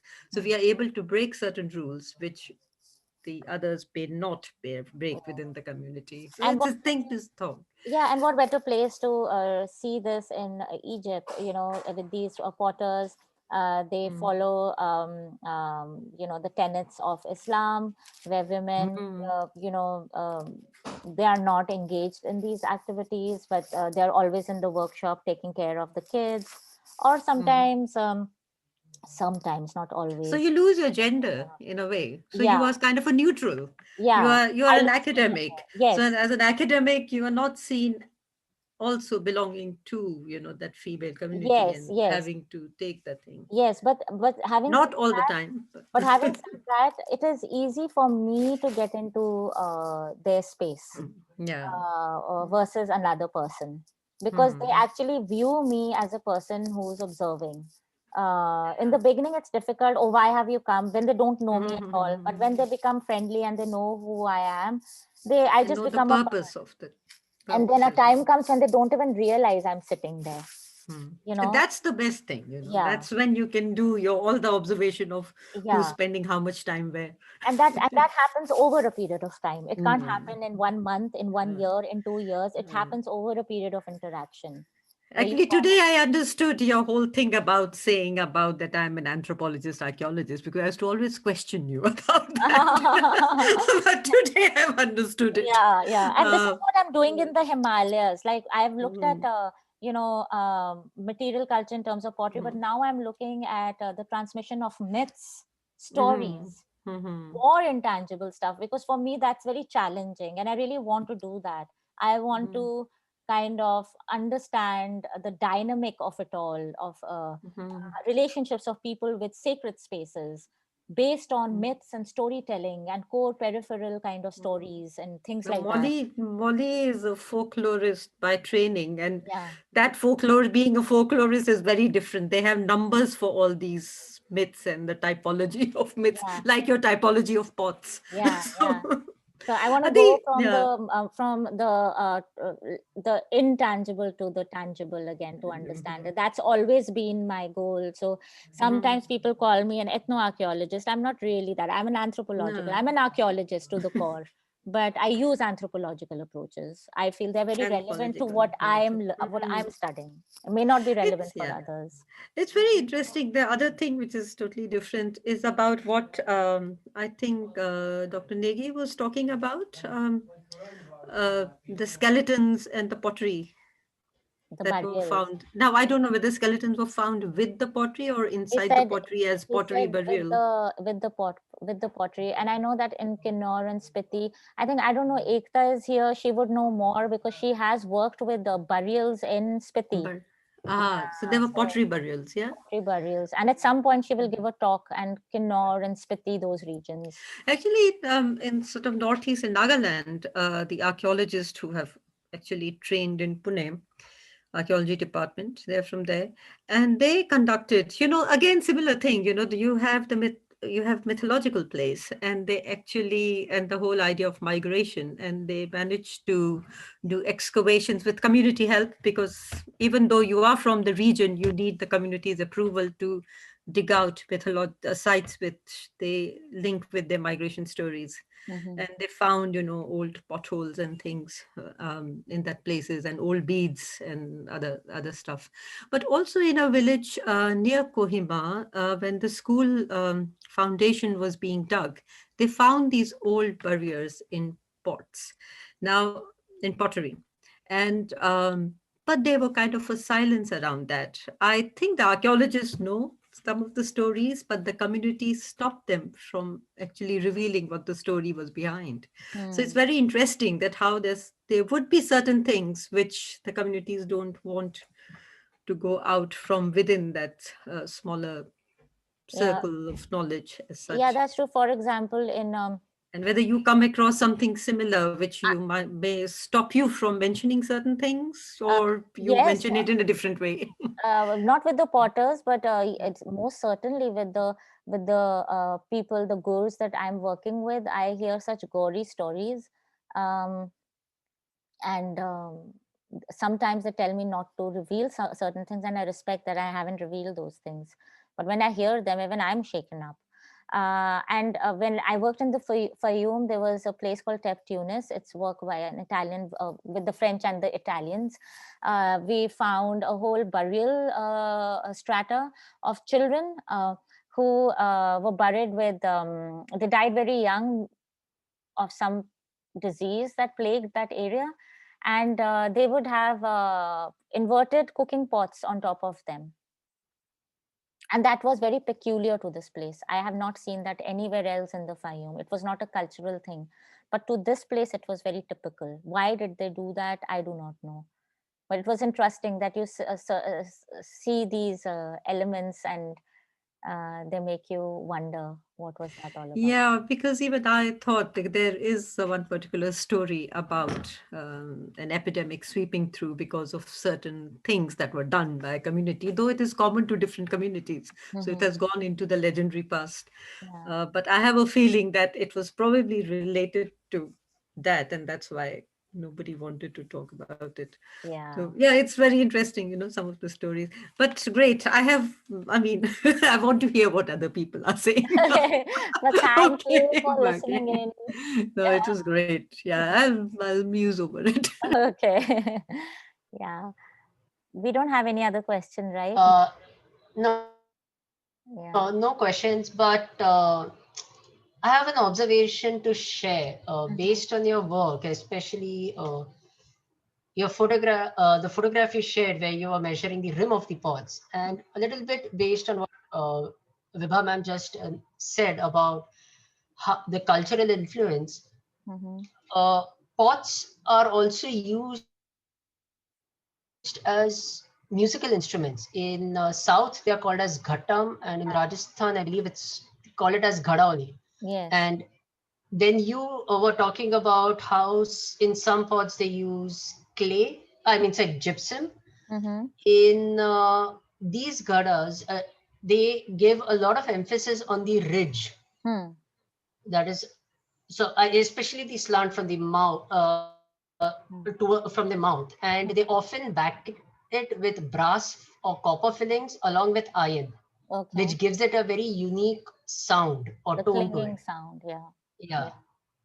Yeah. If you see the film that we made for the British Museum, it's on YouTube, Potters of Putnam. It's on the YouTube channel. You should see it. The end of it has ghatam, the sound of the Uh-huh. ghatam in it, playing. And also another thing, like in Kerala, a lot of people who check pots, you don't realize it, but they pick it up and they cling, Yeah. put this on the Yes. Yes. pot. That is to show, assess whether the pot is good. Because if it is not strong, it won't make that sound, So, and they will drop it. And I have to show this little pot also. A kid made this one ah, in nice. Nazla, and he made it for me, and I have it like this. And Nice. I'll post a few of the pots that I have made. I don't know if they're here, they're in the kitchen, but I'll maybe uh, post them on the group so you can see whether I'm a good potter or a bad potter. I, For me, it's like I just made a pot. I'm not the right person to judge that. I don't know anything about pottery, but Yeah. uh, Hmm. but I'm sure they are very good ones. They're okay. They're good. I would never compare them to the potters because they're a class apart. But yeah, I've endeavored to make Mhm. pots. I guess we have a question from, I guess, Mr. Jogi Panghal. If you could unmute yourself and ask your question. Yeah, thank you. Thank you, Sonali, for that presentation. Thank you. Yeah, I'm a designer and I have had the experience of working with artisans, including potters. Mm-hmm. So, few observations that I was wondering if you share those. One is, I think the whole act of uh, producing a pot Mm-hmm. really emerges from a common center that develops between the potter and the wheel. Right. You know, so in a sense, potter centers the wheel, Mm-hmm. and wheel centers the potter. Yes, that's true. And unless that happens, you don't have a pot. Yes. So, yeah, so I was curious that this gentleman who talked about, his 4-5 pots Mm-hmm. were broken while he used them. Mm-hmm. So I think that I just felt that probably he was not centered when he was using them.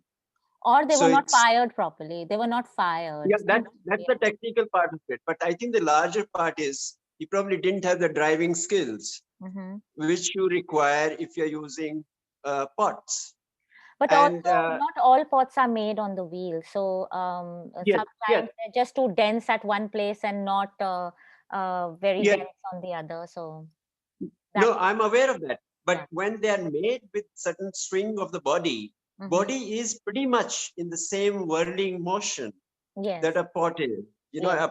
a normal wheel is. Hmm. So very rarely a pot comes along which is not kind of, tuned in properly. Yes. So I think, and the second observation was that when I think it makes sense to learn pottery if you're doing the kind of research you do, because then you have a heightened sense of literacy about pottery, Hmm. you know, and you bring in much more nuanced way of looking at something, because you are, in fact, I think when you spot a pot, your body goes through the same motion that probably created that pot, you Hmm. know.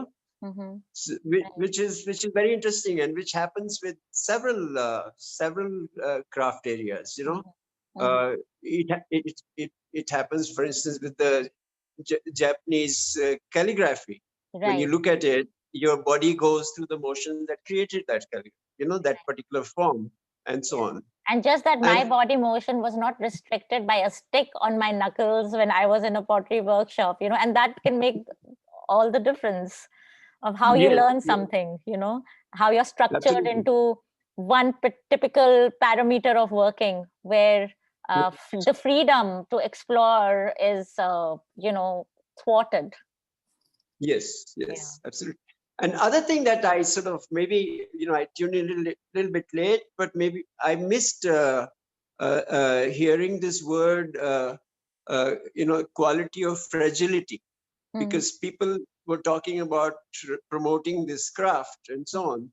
And I think the area that probably the sort of that we need to really push it for is that if you actually want to have kids in your house with with qualities of caring, qualities of being actually fragile in their own body, Mm-hmm. for being sensitive to those aspects, then you better start hosting pots in your house, uh, Exactly. uh, so this the promotion has to probably be based on the qualities that we have lost out in our bodies. We these days are surrounded with materials that doesn't break, you Right. know and as a result you have body movements Mm-hmm. that are very rough. Mm-hmm. Kids kick around things all the time, for instance, nothing seems to break. Mm-hmm. And I think this line probably should be used to promote pottery, or bringing the earth into the home, that Yeah. if you really want to have caring child, Mm-hmm. then you bring in bit of baked earth in your home. Right. And I have to tell you, like nowadays, parents, I'm a parent too. A lot of us want our kids, to learn the world of the digital media, coding, and all of that. And I do that too, because after all, technology is getting advanced. If you stop them, uh, they'll be they won't be up with the changing technology. But there's a balance that needs to be made. So I do. Yeah, My son learns coding, but he also learns pottery from me. So we yeah, need to make sure that we have these things in balance, and it is an effort on part of the parents, on parts of all of us. We have to do that in a little yeah, way yeah. to bring back these things. If there's a demand, then there's a demand, there'll be a supply. When there's no demand, there's no supply. It's as easy, as simple economics Yeah. as that. Yeah. So No, I think we have to become the homes have to become spaces to host different kinds of qualities. yeah. This is not to say that you throw out other things and so on. No, you host them, but then don't forget some very, very critical elements that actually make you more caring. Those Exactly. materials have to be brought in.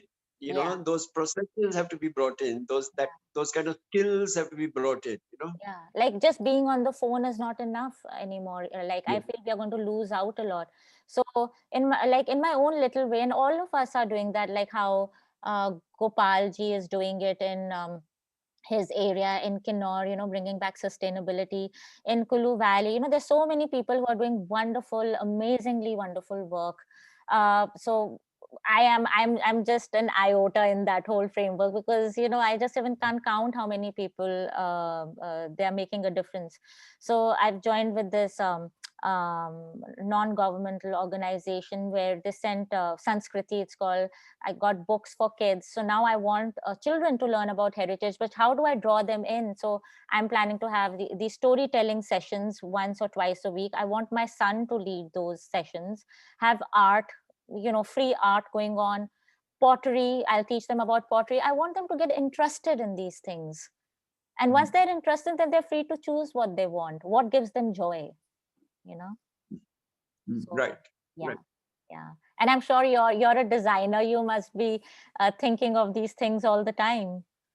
Yes, yes, and also trying to put it into practice some of the times. Yes, Yes. Where are you definitely. based? Where are you based? I'm currently in Ahmedabad, but my work lately has been in Kutch. In Kutch. Okay. Yeah, Okay. yeah. Lovely to have you on the forum. Yeah. Thank you, and thank you for your talk. Thank you. Yeah. And Vibhaji, you have a question. And Vibha ma'am has another question. Ma'am, if you could unmute your mic. Yeah. Hi, Sonali, I wanted to ask you. There was one photograph you showed right at the beginning where you were talking about the elderly potter and his young only son wanted to go to the army. Yeah. First, we want to know what happened. Did he go to the army or not? But the pot he was making was very large. And what I saw was that there were cordage around it. There was these thin, what are they Yeah. called? Ropes? No. Ropes. Yeah, they're called Yeah, ropes. ropes. Okay. I don't know. So So, what exactly happens? I mean, as a potter, you can tell me now. so it's got two Somebody who functions. knows. It's Hmm. got two functions. One, it holds up the pot when it's Yeah. drying. And two, Hmm. it gives a design on top of it. Design. Yes, it's a beautiful design, and that design helps kind of when you're sometimes when you have to lift it because it's for water. It helps you have a grip on it also. Grip on it. So Yeah. okay. So it Yeah. creates the traction. And also, I don't know if you observed closer, there was a whip kind of a thing. It was not a whip, with donkey hair. So if you're there, a lot of flies are there. Flies come. So you keep.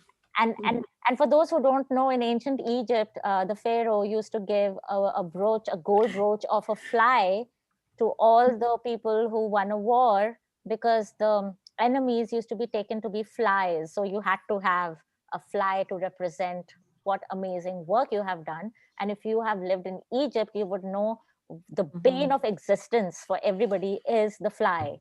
So so the donkey's tail hair is used constantly, by the potter, and that also is factored in, at least in this region, which is they're making these large pots and they need total concentration. So, and they're on the slow wheel, so they can actually, while it's going, to just pick it up and then get back to their work. And about the son, Interesting. Yeah. his entrance to the army did not happen. He was not fit to be conscripted. So, but he's on the mobile phone most of the time. So I'm sure he's looking for other hobbies. Yeah. Yeah. Yeah. And he still helps his father. So does he have any daughters who might take up pottery? Yeah, he has daughters, but they won't take up pottery. They won't take up pottery. No, they won't. There's no tradition. So, yeah. Okay. All right. Thanks. Yeah. Manan, no more questions? No, but I still see Mr. Jogi Pangal's hand raised. So I'm not sure if he wants to ask a question or he's forgotten to lower the hand. Mr. Jogi, do you have any question? I guess not then. No. So Manan, sorry. can I say something? Yes, yes. Yeah, sure. Yeah. Sonali, Yeah. this mention about the cordage around the pots. We have these fantastic, huge, almost like man-size Harappan pots, which have this fantastic indentation of the cordage around. I could send some pictures to you. Oh, So surely. it's been practiced since time immemorial, since people have been playing with clay. Yeah, and I So it's a find that practical cottage thing. even Yeah. in ancient pottery. So it's a tradition that has carried Yes, on. yes, Yeah, yes, it is. yeah, It and is. Yeah. so important. Like, of course, you have to hold the pottery up. You don't want it falling. So what way? And Yeah. even now, when And they're drying the pottery, they use it's like a plastic. sacrificial thing, no? Yeah. Yes, yes, yes. So many of man hours go into making a pot, and if the firing is not Yeah. good, the entire lot goes. And when I look at these pots, hundreds of pots go into one kiln, and it's so sad Yeah. if they break. Yeah. Yeah, but thanks for sharing it. I would love to see those Wonderful. photos. No, I'll send you the picture. Maybe yeah, I'll send it to you on your WhatsApp or something. And I think Angela is here too. She's worked on Roman glass, which is another object worthy of discussion sometime, where she also uses chain of operations and all of that in a very different way. So someday we'll hear her, right, Angela?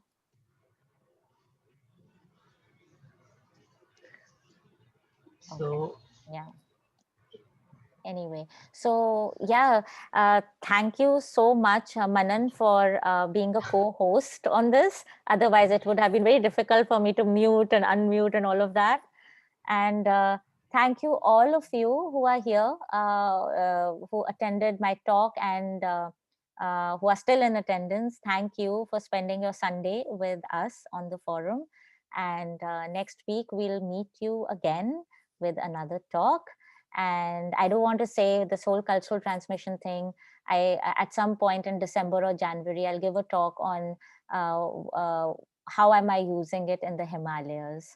And this is my favorite topic, and I'm going to bore you all with it in the future on some other kind of core area that I'm working on.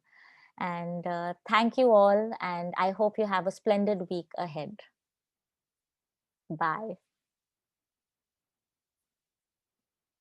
And I can't hear any buys. All of you are muted, and I can't even see your videos. Bye. Bye. Bye, Sonali. Bye, Angela. Bye-bye. Bye. Bye, Otis. bye. Bye. And yeah, Otis is here. Bye. Please follow his Archeo Cafe. He interviewed me, and he's interviewed amazing archaeologists in the past. So Otis Crandall's Archeo Cafe, right, Otis? Yeah. Okay. Bye.